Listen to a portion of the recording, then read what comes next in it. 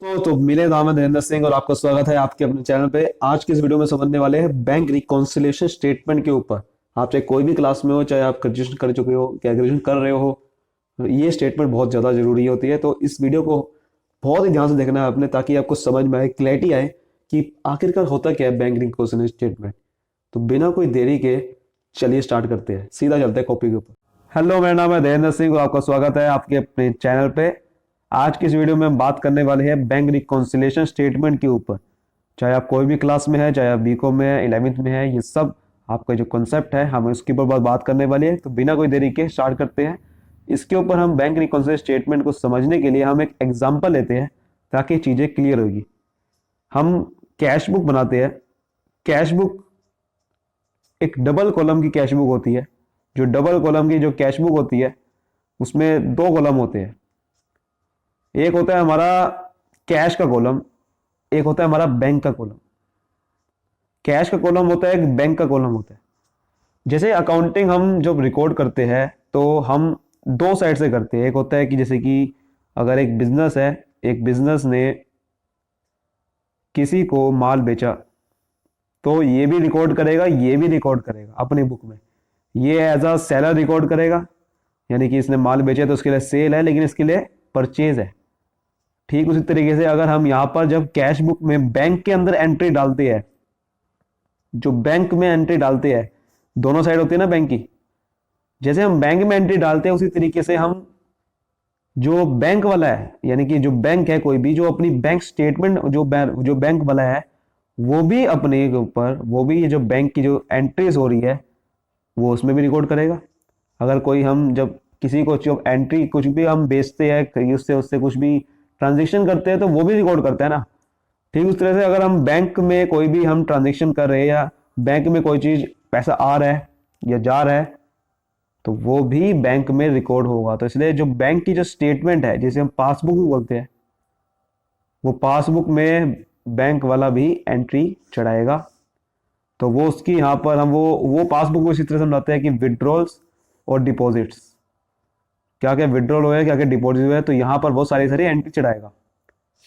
कभी कभार होता क्या है कि कुछ कुछ केसेस में ये जो बाद में जो बैलेंस बचेगा, कभी हो सकता है कुछ बैलेंस बचे, हो सकता है कि नेगेटिव बच जाए, या हो सकता है कि पॉजिटिव बन जाए।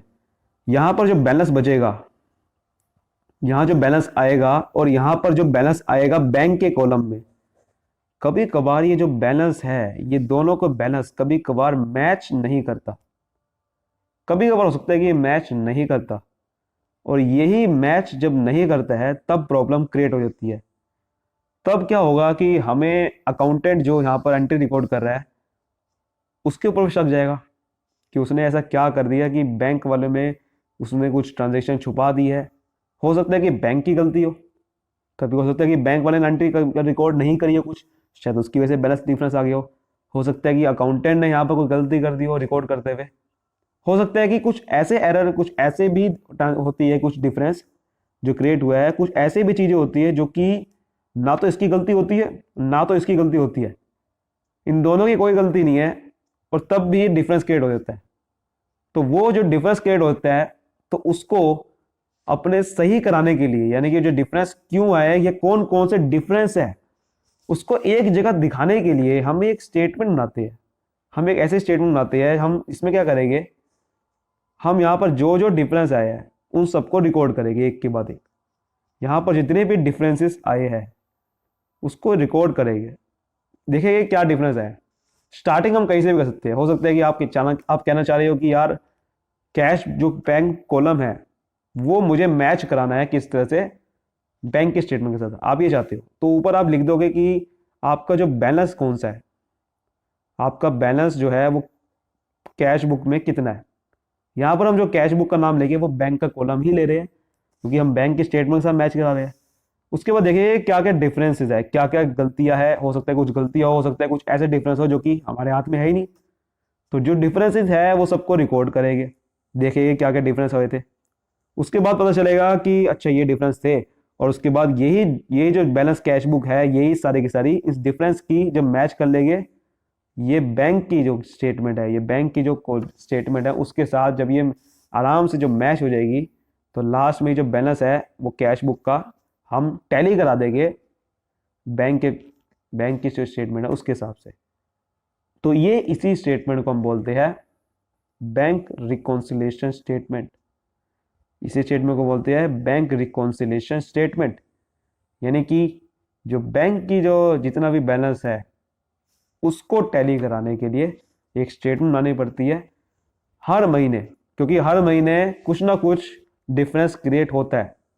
हर महीने बैंक की स्टेटमेंट निकलती है, तो कंपनी बिजनेस ये चाहते हैं कि हमारी जो कैश बुक के जो बैंक का कॉलम का जो बैलेंस है वो मैच होता रहे, क्योंकि अगर मैच नहीं होगा तो हमें पता कैसे चलेगा कि डिफरेंस कहाँ कहाँ से आए हुए।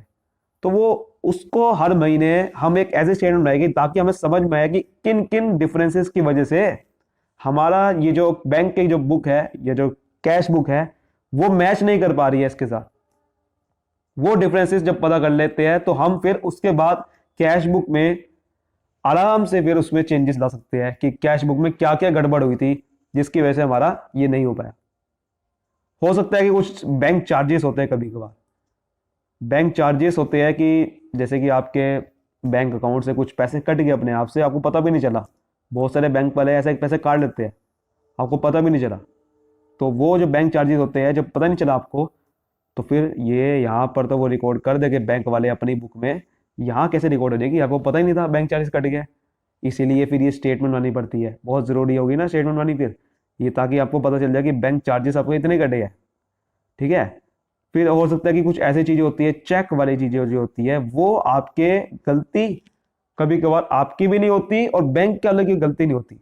जैसे कि आपने चेक जो है वो डिपॉजिट कराया बैंक के अंदर, आपको किसी से चेक मिला, आपने डिपॉजिट कराया ताकि मेरे बैंक अकाउंट में पैसे डल जाए, तो आप तो रिकॉर्ड कर दो, क्योंकि जैसे ही आपने चेक डिपॉजिट कराया बैंक के अंदर, आपको नहीं पता भाई बैंक वाला कब क्लियर कर रहा है, आप तो उसी टाइम रिकॉर्ड कर दो कैश बुक के अंदर कि मेरे पास पैसे आ चुके हैं क्या बैंक के कॉलम में। पर जो बैंक वाला है उसको क्लियर करने में एक दिन में तो क्लियर नहीं होता, उसको थोड़ा टाइम लग सकता है। तो आपने हो सकता है कि आप जो आप बुक बना रहे हो 31 मार्च को बुक सारी सारी आप एंड करते हो, साल एंड होता है हमारा, और आपने 30 मार्च को चेक जमा कराया और आपने क्या करा यहाँ पर रिकॉर्ड कर दिया एंट्री, चेक क्लियर हो रहा है 2 अप्रैल को। तो अब क्या, इसीलिए डिफरेंस क्रिएट हो जाएगा। तो वो आपकी भी गलती नहीं है ना ही बैंक की गलती है, क्योंकि बैंक मतलब कहेगा कि हमारा तो भाई क्लियर करने में इतना टाइम लग जाता है। तो इसलिए चेक डिपॉजिट हो सकता है कि चेक कभी कभार आप डिपॉजिट करा रहे हो और आपको चेक, कई बार आपको होता है कि आपने किसी को चेक सेंड कर दिया, यानी कि आप किसी को आपने वही पैसे देने थे, किसी क्रेडिटर को पैसे देने थे, उसको आपने चेक दे दिया। अब आपको नहीं पता कि वही वो चेक कब जाके वो जमा कर रहा है बैंक के अंदर। आप तो उसी टाइम रिकॉर्ड कर दोगे कि भाई मेरी पेमेंट हो गई है, आपको नहीं पता कि भाई कि वो कब जमा करा रहा है, उसके हिसाब से मैं रिकॉर्ड करूंगा। कैसा होगा क्या आप उसको बार बार कहते रहोगे भाई जमा करा ले जमा करा ले जमा करा ले, ऐसा कभी नहीं होनेगा। तो ऐसे केस में भी डिफरेंस क्रिएट होता है उसी तरीके से जैसे कि यहाँ पर हुआ था। उसने जमा करा, उसने हमने चेक भेजा मान लो 30 मार्च को, अब डिफरेंस क्रिएट हो गया, उस बैंक के पास चेक ही नहीं आया। बैंक की भी गलती नहीं है, हमारी भी गलती नहीं है। तो कुछ ऐसी चीजें होती है, कुछ हो सकता है कि एरर्स हो जाते हैं बैंक के थ्रू, हमारे भी थ्रू। कुछ होता है कि ओमिशंस हो गया, कुछ कुछ ओमिशंस होते हैं, कुछ एरर्स होते हैं जो कि हम रिकॉर्ड कर जो कि हमने रिकॉर्ड जो है वो बाद में कर लेते हैं।